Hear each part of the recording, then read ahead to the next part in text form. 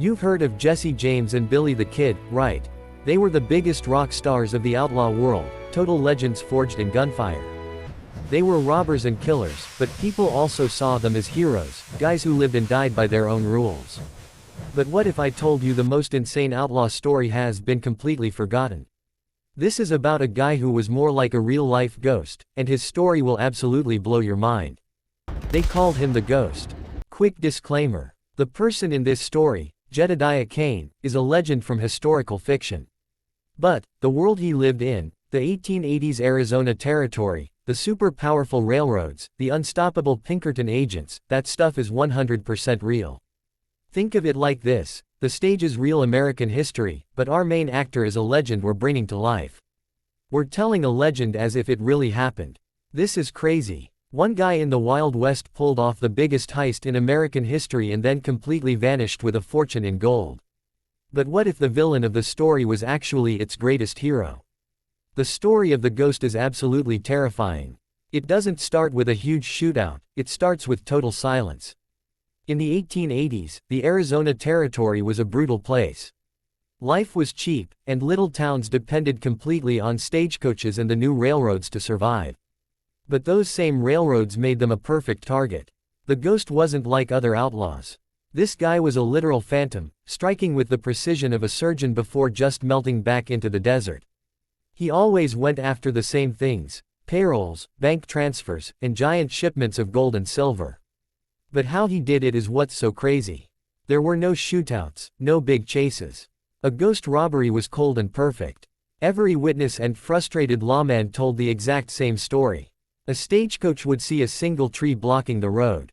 When it stopped, a calm voice would echo from the rocks, telling the guards to drop their weapons. Nobody ever saw his face. The money would be taken, but the passengers were always left completely unharmed. The only thing he left behind was a single white feather. He brought that same scary efficiency to the towns, and he seemed to love hitting the small town of Jericho Creek. He hit them 3 times in 2 years. One night, he emptied the entire bank safe without even breaking the lock. The vault was just open with a white feather sitting on the counter. Another time, he stole the mining payroll before it even made it to town. This was destroying the town of Jericho Creek. Fear was eating the town alive. Businesses struggled, and miners who weren't getting paid started to leave. The town was like a plant being starved of water, literally withering away, terrorized by an enemy no one could see. The Ghost became a curse. People whispered he was a spirit that could walk through walls. Sheriffs quit, and posses came back with nothing. With every robbery, the legend grew, and the town got more desperate. The Ghost wasn't just robbing them, he was literally wiping Jericho Creek off the map. Okay, this is where it gets insane. By 1882, the Union Pacific Railroad was everything. It was like the internet, the power grid, and Amazon all rolled into one. In that spring, one of their trains, the Overland Flyer No. 7, was carrying an unbelievable amount of money. Locked in a reinforced car was $250,000 in solid gold coins. In today's money, that is $8 million. You can't keep a shipment like that secret. The Pinkerton Detective Agency, basically the Delta Force of private security, was hired to guard the gold. They put a dozen of their best agents on that train with repeating rifles. They knew the gold was a target. But they had no idea what was coming for them. The Ghost's plan was genius. For weeks, there had been small, fake problems on the train tracks, a little fire, a false report of a washout.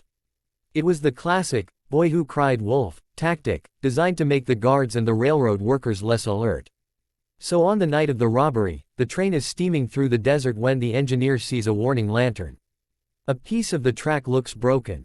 It was the 3rd alarm that week. The engineer stops the train, probably annoyed. What happened next was absolutely perfect. Before the Pinkertons could even get off the train, boom. A series of small, strategic explosions went off under the express car, blowing its axles and detaching it from the rest of the train, trapping it on the tracks. At that exact moment, a massive flare ignited on a ridge, lighting up the passenger cars like a stadium spotlight and blinding everyone inside. Then, from the darkness, a calm voice boomed out, "This is a robbery. Do not be heroes. Anyone who attempts to leave the train or fire a weapon will be shot. Your lives are worth more than the gold." The Pinkertons were completely trapped. Pinned down like rats in a cage by the light and the threat, all they could do was listen in fury. They never saw a single robber. They just heard more small explosions as the door to the gold car was blown open. Then, for 20 minutes, there was just silence. Finally, the flare died out. The voice called one last time, "You may proceed in 5 minutes. Do not follow." When the head Pinkerton agent finally got his men out, it was dead quiet. The passengers were safe, but the express car was crippled and empty. The gold was gone, and sitting on the floor of the car was a single, mocking white feather. It was the biggest train robbery in American history, and they did it without firing a single shot or anyone even seeing them. It was the perfect crime. After that night, the ghost and all $8 million in gold just disappeared off the face of the earth. This robbery was a huge headline for the country. For the Pinkertons, it was a massive failure. But for Jericho Creek, it was game over. The ghost's attacks had already pushed the town to the brink, and this train robbery was the final nail in the coffin. After losing so much money, the Union Pacific made a ruthless decision. The train line near Jericho Creek was too risky. They announced they were rerouting the entire track 30 miles south, completely bypassing the town. A town in the west with no railroad is a dead town. The railroad was a town's lifeblood. Cutting it off was like severing the main artery to its heart. No more supplies, no more visitors, no more connection to the outside world. It was over, and everyone knew it. The store owner, Silas Croft, stared at his empty shelves. The mayor offered nothing but useless speeches. The sheriff just gave up, packed his bags, and left. But then, this guy shows up. Agent Elias Thorne of the Pinkerton Agency. This guy wasn't a gunslinger, he was a human bloodhound, a detective who operated like a chess grandmaster.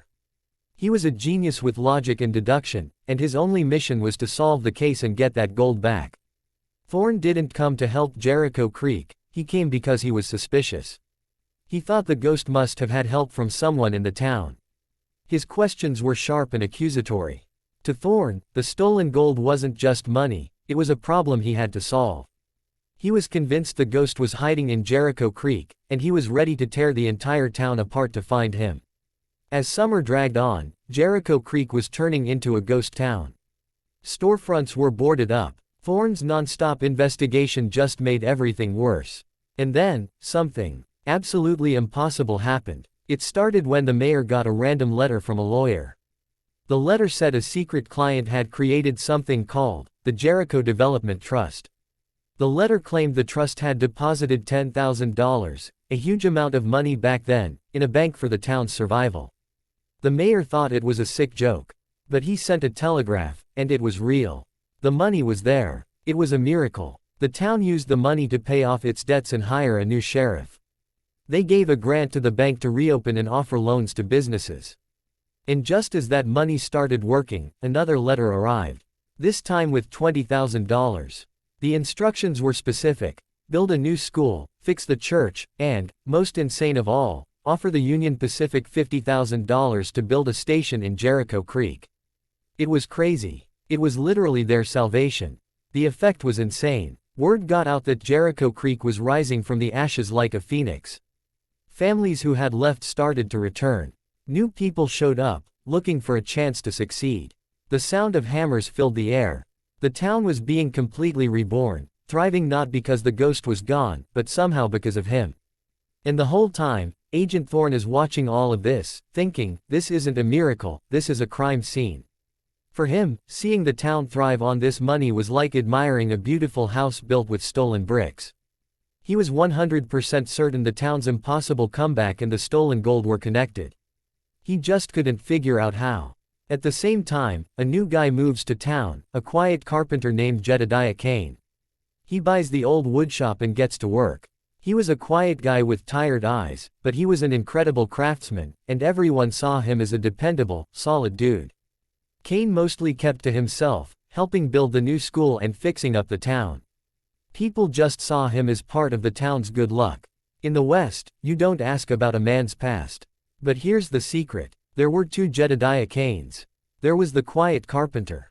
And then there was the man who, late at night, would open a secret compartment in his floor. Inside was a ledger, a single bar of gold from the train robbery, and a detailed map. His nights were torture. He would trace the lines on the map, remembering the years of planning this. He remembered how a greedy railroad baron had completely destroyed his family years ago, using the law to steal their land and leave them with nothing. So this whole thing wasn't just about stealing money, it was revenge. A balancing of the scales. His plan was insane. He had to terrorize Jericho Creek and make it worthless so the railroad would abandon it. It was like a controlled demolition. He had to tear down the old, rotten structure to build something new and strong in its place. Only then could he anonymously buy the entire area for practically nothing and use the stolen money to rebuild it as a free community. He became the villain to become the hero. Now, he was living among the very people he once terrorized, and the weight of it was crushing him. He saw the hope he created. He heard the kids laughing in the school he built. He was their anonymous savior, the man behind their new lives. And he was the ghost, the villain who brought them to their knees. He was the fire that burned the forest down, and the rain that made it grow back, all at once. Remember Agent Thorne. He doesn't believe in miracles. He believes the ghost is laundering the $8 million in stolen gold by turning it into an entire town. Thorne couldn't get any info from the lawyers, so he turned his obsession back to the town itself.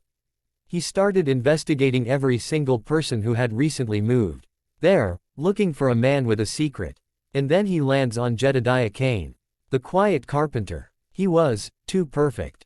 Thorne watched him work and saw a level of precision that reminded him of the ghost.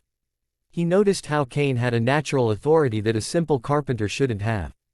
Thorne started making up excuses to talk to him, hiring Kane to build shelves for his office. He'd ask casual questions, and Kane's answers were always simple and vague. But Thorne started noticing tiny details. A small scar on Kane's arm. And then, during a huge thunderstorm, lightning hit a tree with a massive crack. Every other man on the street jumped out of their skin. But not Kane. He didn't even flinch. It was the reaction of a man who was used to explosions. The final clue was unreal. Thorne was spying on Kane late one night and saw him at his workbench. He saw Kane reach into a drawer and pull out a small object to use as a paperweight. It was rectangular, with the unmistakable gleam of a solid gold bar from the Union Pacific. Thorne didn't have enough proof for a court. But he was certain. He had found his ghost. The next night, Thorne goes for it. He walks right into Jedediah Kane's workshop just as he's closing up, alone. "Agent Thorne," Kane said, his face giving nothing away. "Kane," Thorne replied, clicking the door shut behind him. "I've been admiring your work. A man who plans his cuts so carefully could probably apply that same thinking to other things. Like a robbery." Kane stopped what he was doing and turned to face him. The quiet carpenter was gone, replaced by someone with a harder, weary authority. "You have something to say, Thorne. Say it." "I know who you are," Thorne said, standing right in front of him. "I know you're the ghost. And I know you're rebuilding this town with the money you stole." There was a long silence. Kane didn't look scared or try to deny it. He just looked relieved. "You are correct," Kane said quietly. "On all counts." He admitted to everything. Thorne felt a flash of victory, but it was ruined by how calm Kane was. "Then you know why I'm here. To arrest you. To recover the assets of the Union Pacific Railroad." Kane just smiled and says, "The assets of the Union Pacific are all around you, Agent. They're in the new schoolhouse. They're in the loan that kept the general store from closing. You can't recover a community. It's like trying to unscramble an egg. It's stolen money." Thorne snapped, finally losing his cool. "You terrorized these people." "Yes," Kane said, and for the first time, you could see real pain in his eyes. "I did. And I live with that every single day. But did you ever ask why?" Kane walked over to the hidden panel in the floor. He pulled out the secret ledger and threw it on the workbench. "Read it," Kane ordered. "This isn't about me. It's about a railroad baron who used the Union Pacific to illegally steal land from 100 families, mine included. He called it progress. I called it theft. So I stole it back. Not just the money. The power to build something." Thorne opened the ledger. It was all there. Proof of the land grabs, the fraudulent contracts, everything. "I had to make this town worthless so no one wanted it," Kane continued. "I became the ghost to create a vacuum. Then, I used their own stolen money to buy it all back. And I gave it back to the people. This town doesn't belong to a rich man's railroad anymore.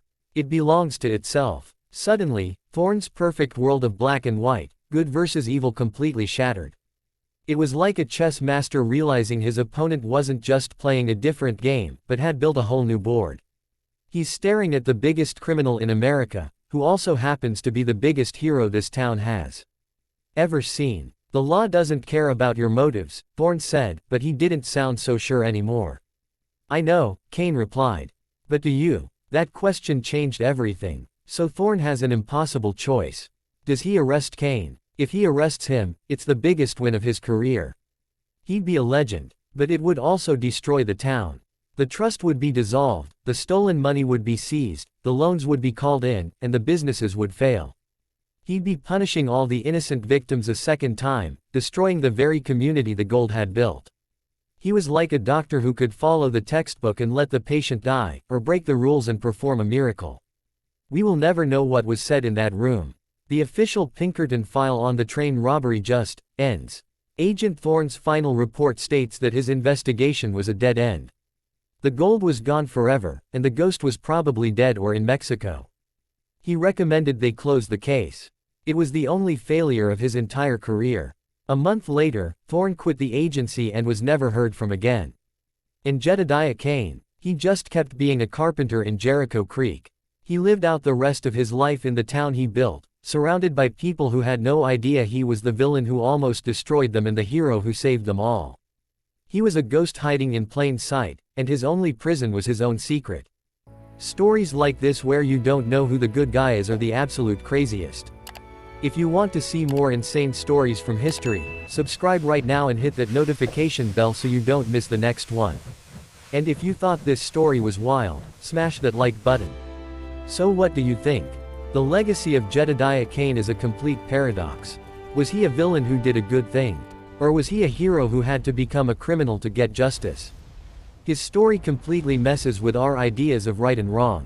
It asks a huge question that we still think about today: can a good deed wash away a bad one? Can you build something amazing on a foundation of crime? The insane, secret story of the outlaw who became a savior suggests that sometimes, the line between a villain and a saint was almost impossible to see.